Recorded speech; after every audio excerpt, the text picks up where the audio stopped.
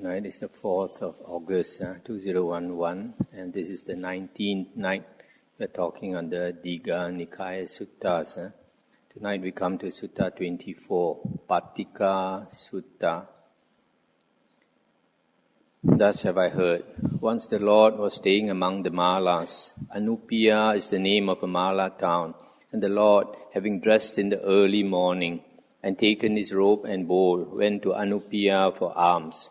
Then he thought, it is too early for me to go into Anupiya for alms. Suppose I were to visit the hermitage of the wanderer, Bhagavagota. And he did so. And the wanderer Bhagavagota said, Come, blessed Lord, welcome, blessed Lord. At last the blessed Lord has gone out of his way to come here. Be seated, Lord, a seat is prepared. The Lord sat down on the prepared seat, and Bhagava took a low stool and sat down to one side. Then he said, Lord, a few days ago Sunakata the Lichavi came to me and said, Bhagava, I have left the blessed Lord. I am no longer under his rule. Is that really so, Lord?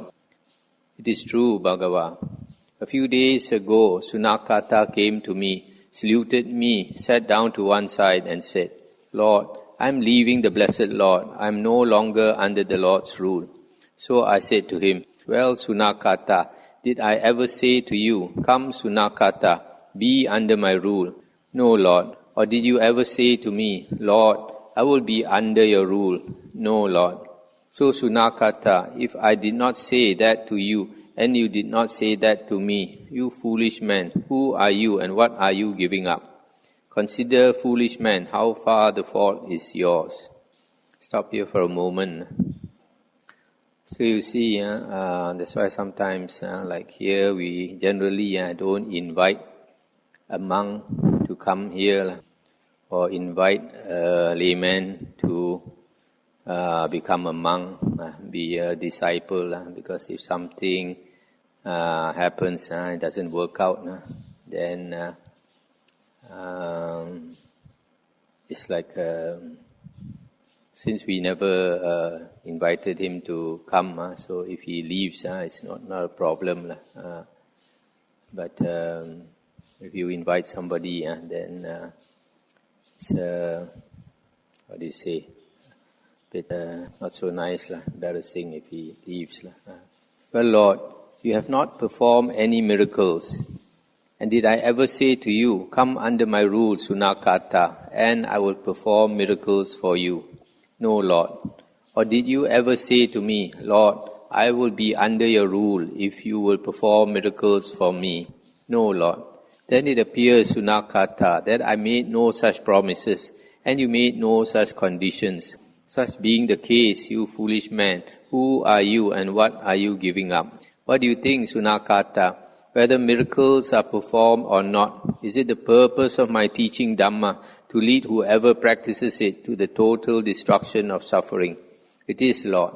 So, Sunakata, whether miracles are performed or not, purpose of my teaching Dhamma is to lead whoever practices it to the total destruction of suffering.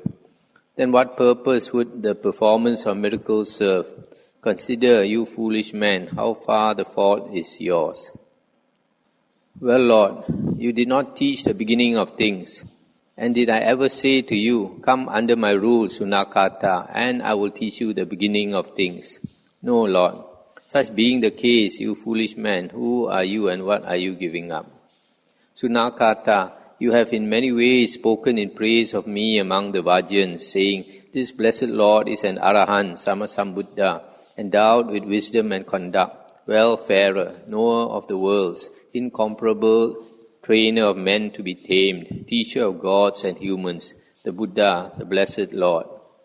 You have in many ways spoken in praise of the Dhamma, saying, Well proclaimed by the blessed Lord is the Dhamma, visible here and now, timeless, inviting inspection, leading onward, to be realized by the wise, each one for himself. You have in many ways spoken in praise of the Sangha of monks, saying, Well trained is the Sangha of the Lord's disciples, trained in uprightness, methodically trained, excellently trained, is the order of the Lord's disciples, that is, the 4 pairs of men the 8 classes of individuals. This is the Sangha of the Lord's disciples, worthy of respect, worthy of homage, worthy of gifts, worthy of salutation, and unsurpassed field in the world for merit.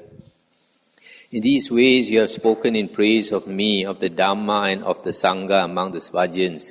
And I say to you, I declare to you, Sunakata, there will be those who will say, Sunakata the Lichavi was unable to maintain the holy life under the ascetic Gotama, and being thus unable, he abandoned the training and reverted to the base life. That Sunakata is what they will say. And Bhagava, at my words, Sunakata left this Dhamma Vinaya like one condemned to hell. Sorry for a moment. So here the Buddha is telling him, at one time you were praising the Buddha, praising the Dhamma, praising the Sangha. Now you are leaving the training, and people will say, you were not up to the standard to lead the holy life.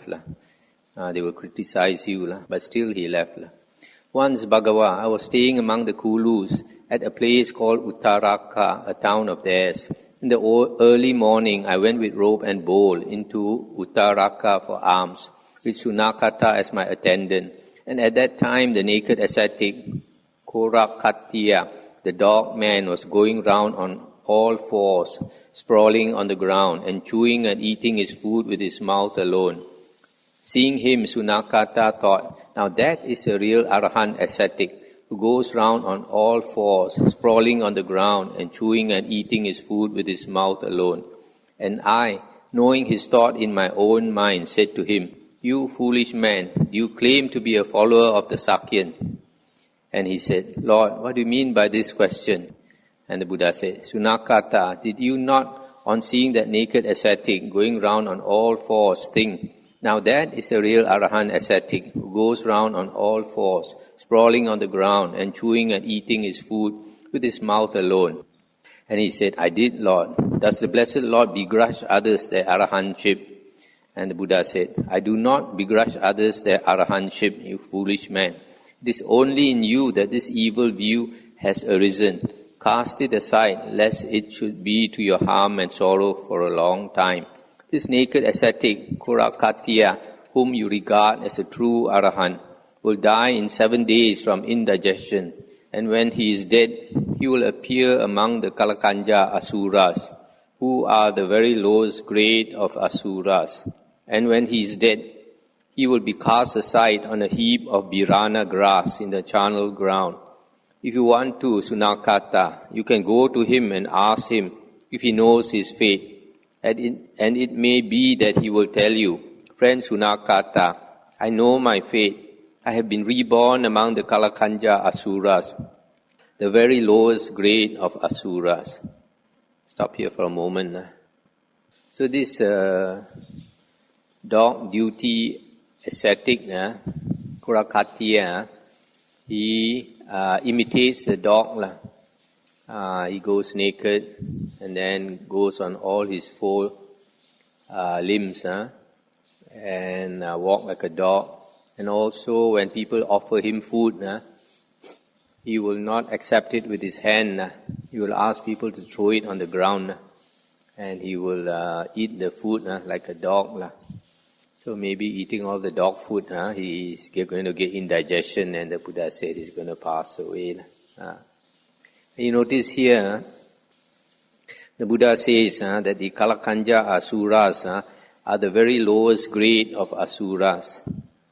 I remember I mentioned a few days ago in the Mahasamaya Sutta, one of these suttas, where, the Mahasamaya Sutta, number 20, Digha Nikaya, number 20. When the Devas came to see the Buddha, and the Buddha described the Devas to the monks, and he mentioned that the Kalakanja Asuras are among the Devas there. But here it is said that Kalakanja Asuras are the very lowest grade of Asuras. So there cannot be any lower type of Asuras. And even the lowest grade of Asuras are Devas. But later books like the Abhidhamma, and the Mahayana books, they say Asuras belong to the woeful plains. The reasoning being like in sub-commentary, it is said that asuras are three types. One is devas, one is ghosts, and one is hell beings. So because of the ghost grade and the hell beings, they say asuras belong to the woeful plains. That's why in the Abhidhamma and in the Mahayana books, both of which are later books, they say that there are six destinations of rebirth, what in Chinese is called Liu Tao Lun Hui. But actually the Buddha only talked about 5 destinations of rebirth. So you can see from these two suttas, number 20 and 24, that these people, when they say that the asuras belong to the woeful plains, it shows that they are not familiar with the suttas. Then to continue. Then Sunakata went to Kurakatiya and told him what I had prophesied, adding, "Therefore, friend Kurakatiya, be very careful what you eat and drink, so that the ascetic Gotama's words may be proved wrong." And Sunakata was so sure that the Tathagata's words would be proved wrong that he counted up the 7 days one by one. But on the 7th day, Kurakatiya died of indigestion. And when he was dead, he reappeared among the Kalakanja asuras, and his body was cast aside on a heap of birana grass in the charnel ground. And Sunakata heard of this, so he went to the heap of birana grass in the charnel ground where Kurakatiya was lying, struck the body 3 times with his hand, and said, "Friend Kurakatiya, do you know your fate?" And Kurakatiya sat up and rubbed his back with his hand, and said, "Friend Sunakata, I know my fate. I have been reborn among the Kalakanja asuras, the very lowest grade of asuras." And with that he fell back again. Then Sunakata came to me, saluted me, and sat down to one side. And I said to him, "Well, Sunakata, what do you think? Has what I told you about the dog man Kurakatiya come true or not?" And he said, "It has come about the way you said, Lord, and not otherwise."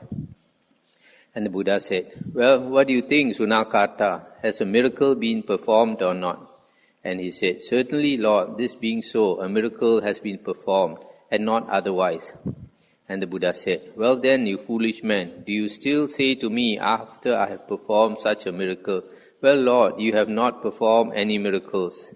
Consider, you foolish man, how far the fault is yours."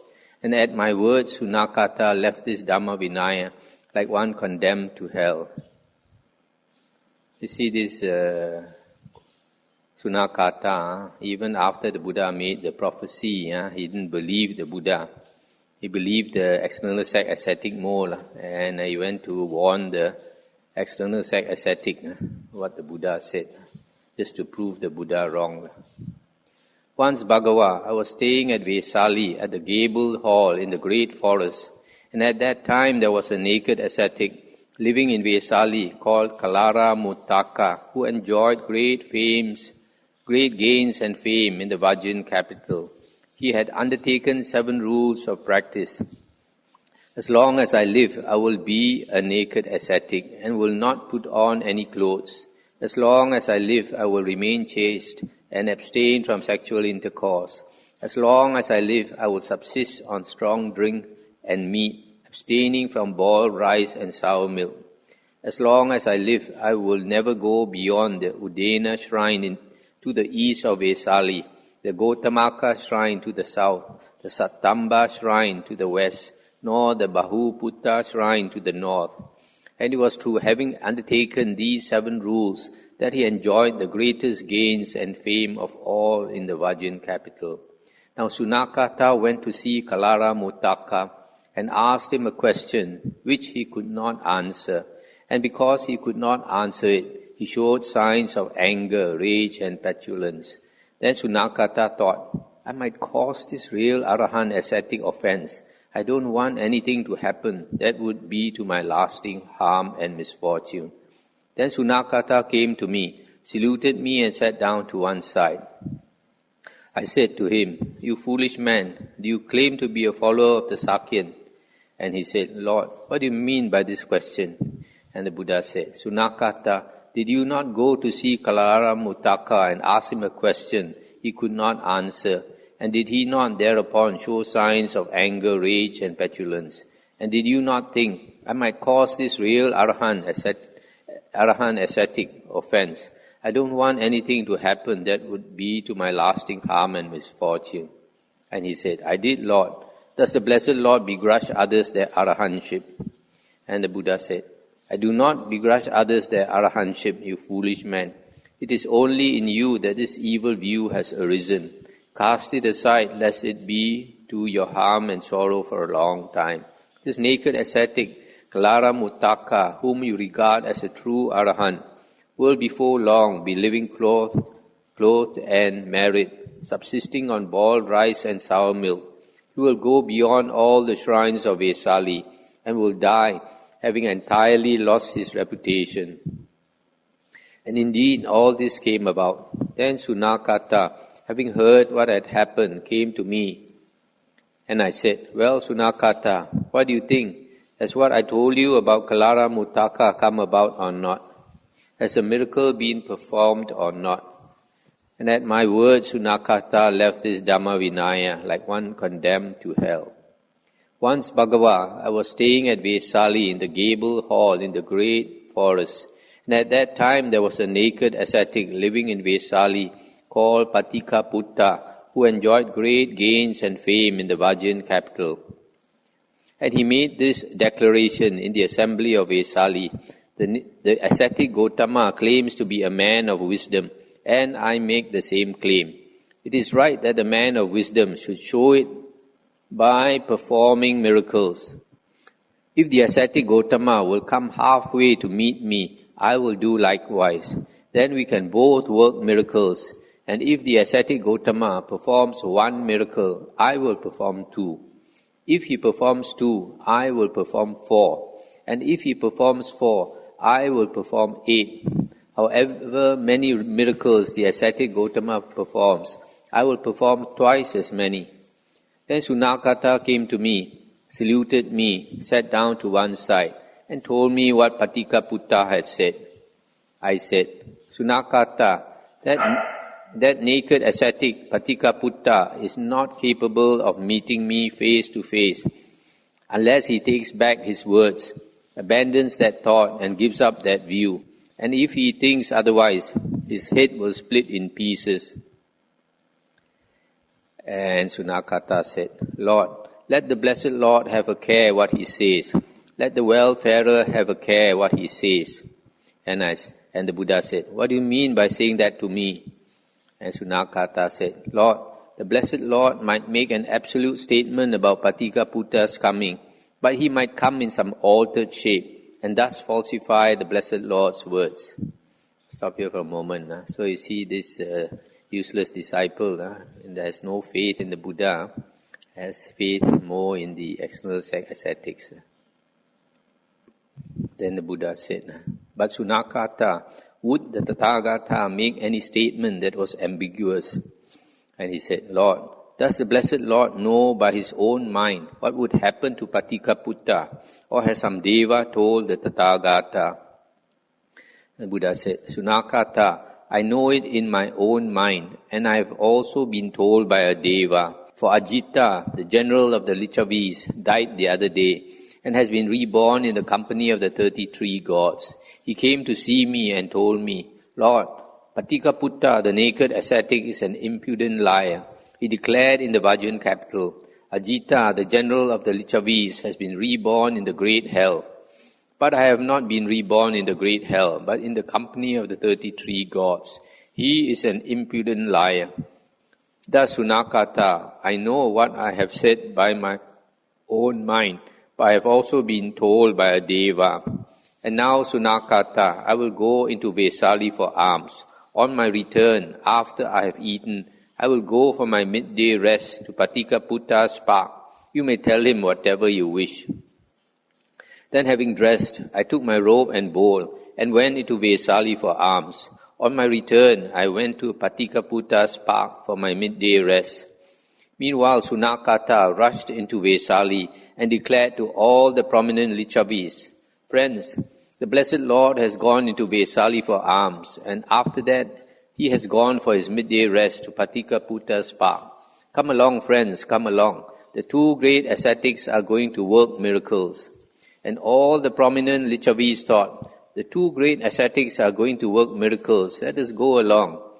And he went to the distinguished and wealthy Brahmins and householders, and to the ascetics and Brahmins of various schools, and told them the same thing. And they too thought, "Let us go along." And so all these people came along to Patika park, hundreds and thousands of them. Stop here for a moment. So you see this Kepochi, go and publicize all this Radio Malaysia. And Patika heard that all these people had come to his park, and that the ascetic Gotama had gone there for his midday rest. And at the news he was overcome with fear and trembling, and his hair stood on end. And thus terrified and trembling, his hair standing on end, he made for the Tinduka lodging of the wanderers. When the assembled company heard that he had gone to the Tinduka lodging, they instructed a man to go there to Patika and say to him, "Friend Patika, come along. All these people have come to your park, and the ascetic Gotama has gone there for his midday rest.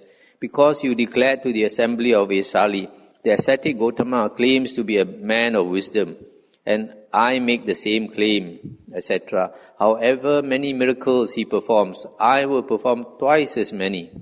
So now come halfway. The ascetic Gotama has already come halfway to meet you, and is sitting for his midday rest at your reverence park." Stop here for a moment.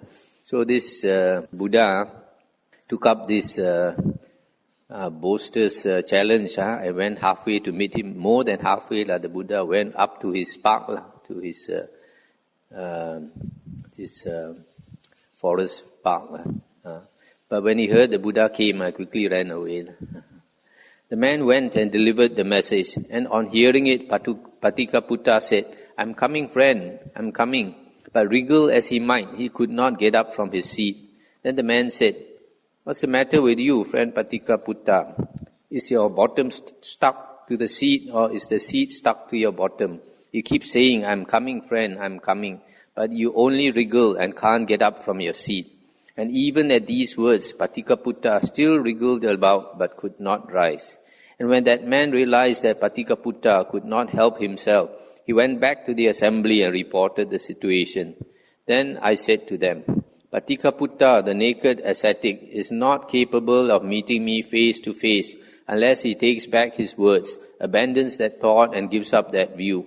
And if he thinks otherwise, his head will split in pieces."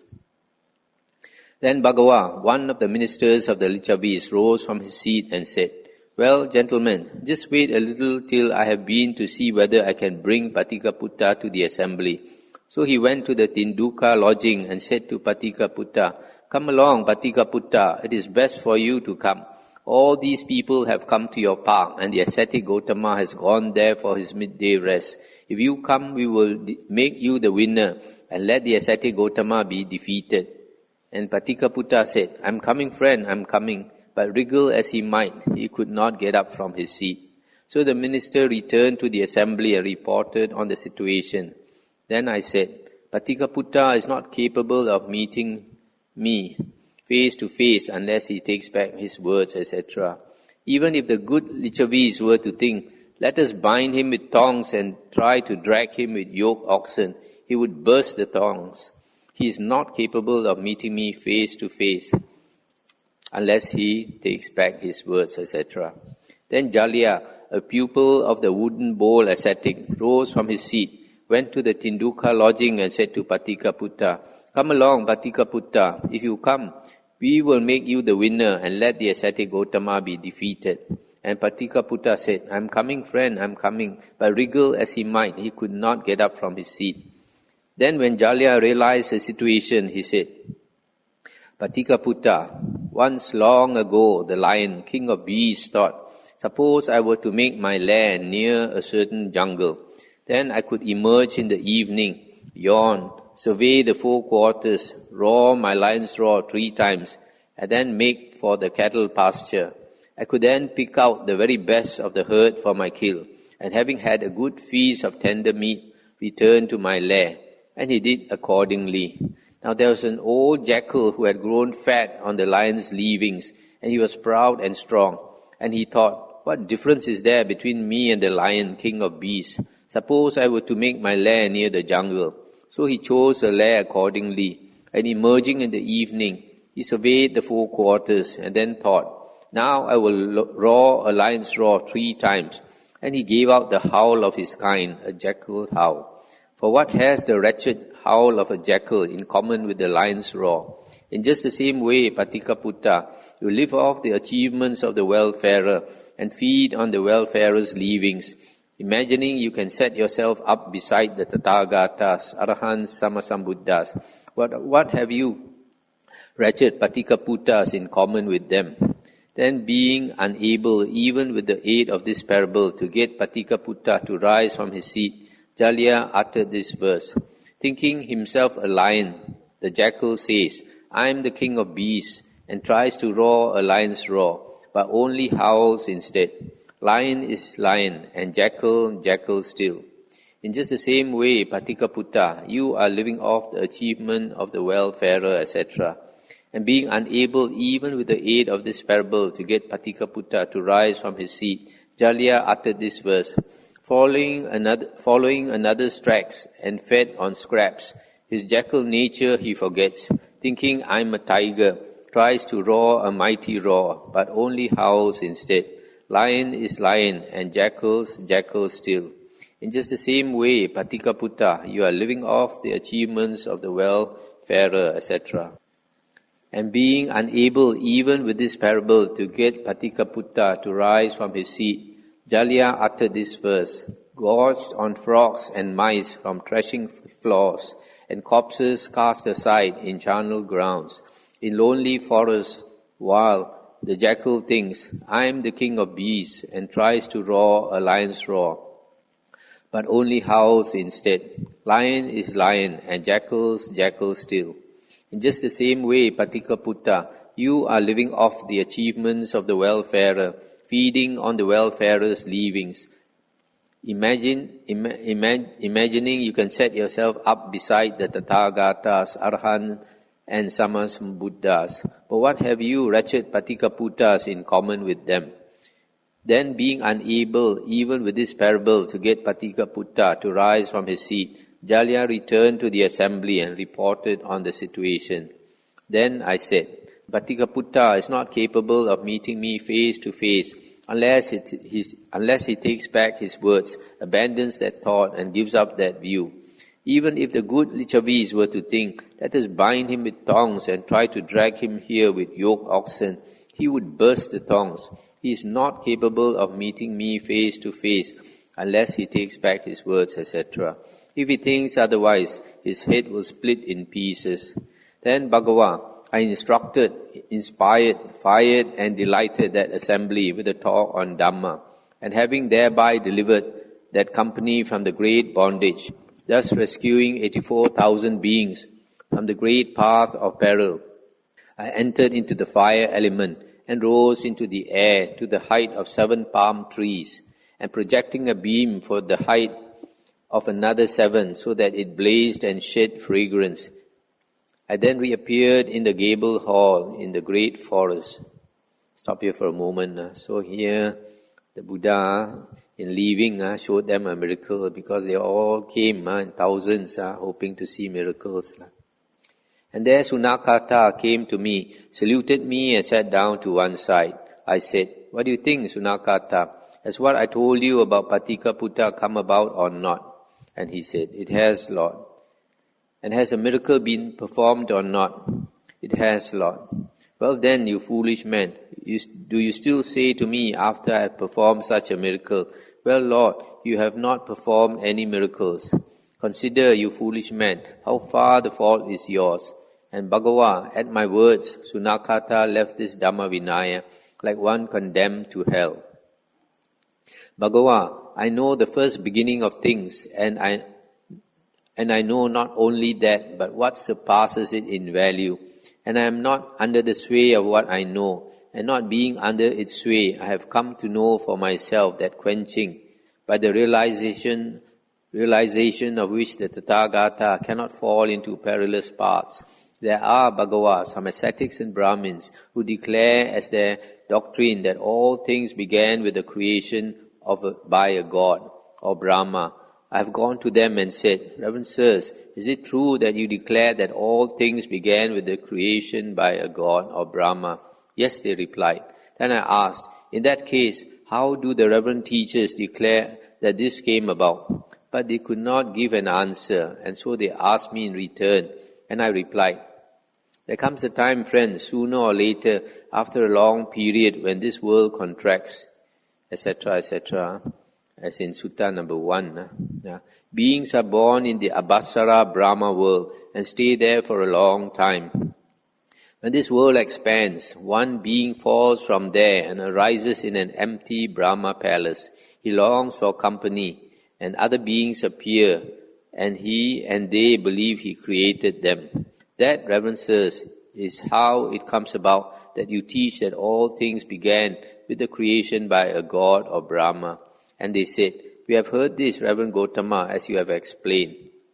But I know the beginning of things, and I do not come under its sway. And not being under the sway of what I know, I have come to know that quenching, by the realization of which the Tathagata cannot fall into perilous ways.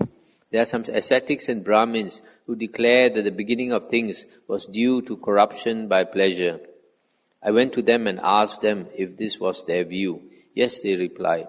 I asked them how this came about, and when they could not explain, I said, there are, friends, certain devas called corrupted by pleasure. They spend an excessive amount of time addicted to merriment. The mindfulness lapses and they fall away, also as in Sutta 1. That, Reverend Sirs, is how it comes about that you teach that the beginning of things was due to corruption by pleasure.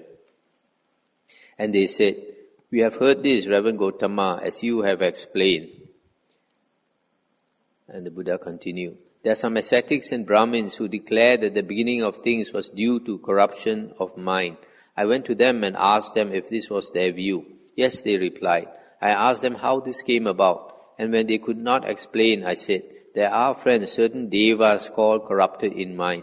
They spend an excessive amount of time regarding each other with envy, etc. And the minds become corrupted and they fall away, also as in Sutta number 1. That, Reverend Sirs, is how it comes about that you teach that the beginning of things was due to corruption of mind. And they said, we have heard this, Reverend Gotama, as you have explained. There are, Bhagava, some ascetics and Brahmins who declare that the beginning of things was due to chance. I went to them and asked them if this was their view. Yes, they replied. I asked them how this came about, and when they could not explain, I said, there are, friends, certain devas called asanya satta, unconscious beings. As soon as a perception arises in them, these devas fall from that realm, remembering nothing, also as in Sutta 1.